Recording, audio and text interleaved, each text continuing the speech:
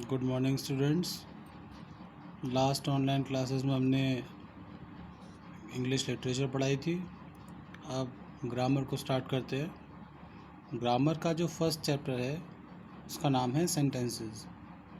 Sentences generally वो वाक्य हैं जिन्हें अपनी भाषा में यूज़ करते हैं, अपनी लैंग्वेज में यूज़ करते हैं।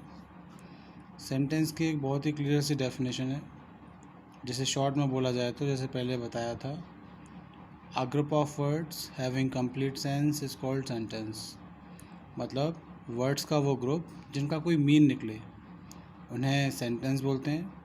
अपनी ग्रामर की बुक से डेफिनेशन देखते हैं। A sentence is a group of words which has a subject and a predicate which makes a complete sense. Sentence जो है उन वर्ड्स का ग्रुप है जिसमें एक सब्जेक्ट होता है, सब्जेक्ट मतलब वर्क करने वाला, जिसे डूअर भी बोलते हैं, और एक प्रेडिकेट होता है।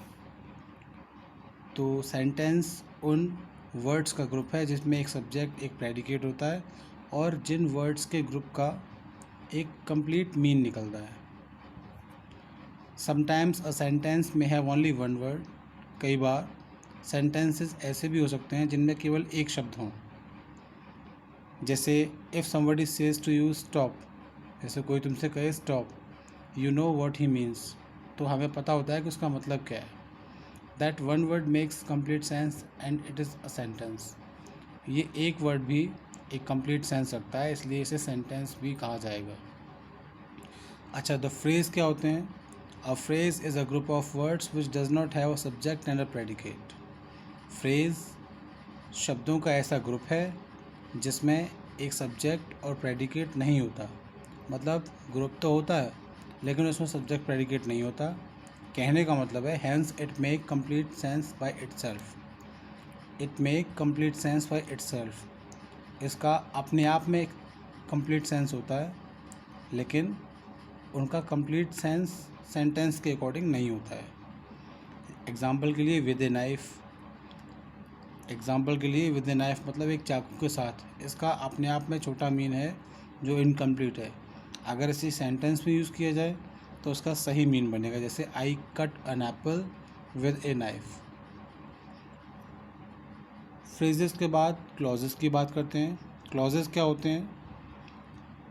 A clause is a group of word which has a subject and a predicate, but it has to depend upon some other part of sentence, hence it itself makes some sense but no complete sense।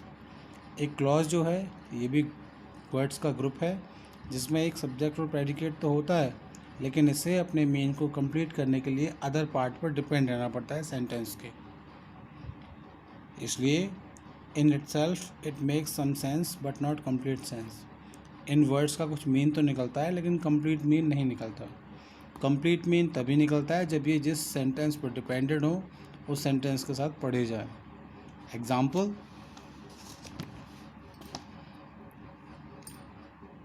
This is the bicycle which I said. ये वो bicycle है जिसके बारे में मैंने कहा।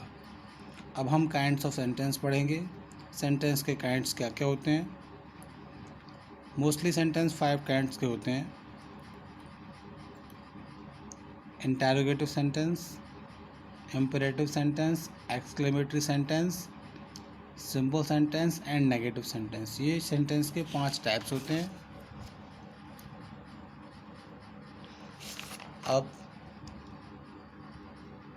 Interrogative sentences की बात करते हैं। जिन सेंटेंसेस में कोई क्वेश्चन हो उसे इंटरोगेटिव सेंटेंस बोलते हैं। जिन सेंटेंसेस में कोई कमांड, रिक्वेस्ट, एडवाइस ये हों उन्हें इम्पेरेटिव सेंटेंसेस बोलते हैं। जनरली इम्पेरेटिव सेंटेंसेस में सब्जेक्ट नहीं होता, केवल ऑब्जेक्ट और वर्ब होता है।